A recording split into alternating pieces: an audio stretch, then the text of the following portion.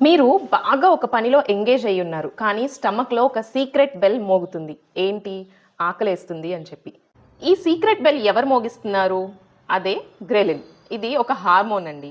Ghrelin అనే hormone మన బాడీలో హంగర్ అలార్మ్ లాగా పనిచేస్తది. మన స్టమక్‌లో తయారవుతది అండ్ మన హైపోథలామస్‌కి మెసేజ్ ఇస్తది. ఏమని? మన పొట్టలో ఏం లేదమ్మా, పొట్ట ఖాళీగా ఉంది. ఏదన్నా తిండి కావాలి అని చెప్పి.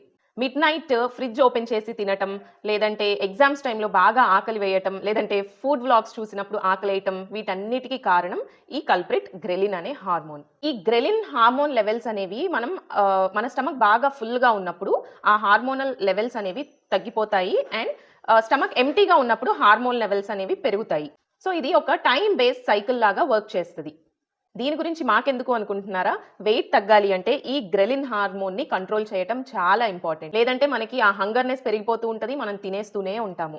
అయితే ఈ గ్రెలిన్ హార్మోన్‌ని ఎలా కంట్రోల్ చేయాలి అనుకుంటున్నారా?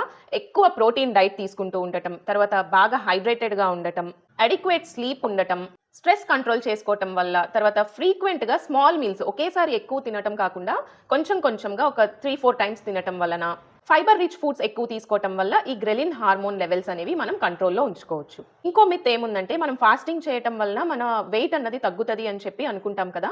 బట్ యాక్చువల్‌గా ఫాస్టింగ్ చేసినప్పుడు గ్రెలిన్ లెవెల్స్ అనేవి ఇంక్రీజ్ అవుతాయి. దాని వలన ఫాస్టింగ్ తర్వాత మనం ఎక్కువ తినాలి అనే క్రేవింగ్స్ కూడా మనకి ఎక్కువ ఉంటాయి. అందుకోసం మనం ఏం చేయాలంటే బ్యాలెన్స్డ్ మీల్స్ తీసుకుంటూ ఉండాలి. మనకి బ్యాలెన్స్డ్ డైట్ తీసుకోవటం వలన ఈ గ్రెలిన్ లెవెల్స్ అనేవి మనం కంట్రోల్‌లో ఉంచుకోవచ్చు. సో, నెక్స్ట్ టైమ్ మీకు ఆకలేసినప్పుడు అది నిజమైన ఆకలా? లేదంటే దీని వెనక గ్రెలిన్ డ్రామా ఉందా? తెలుసుకొని బ్యాలెన్స్డ్ డైట్ తీసుకుంటూ ఉండండి and stay hydrated. Me ghrelin levels ఎప్పుడు యాక్టివ్‌గా ఉంటాయో కమెంట్ చేయటం మర్చిపోవద్దు. Thank you for watching.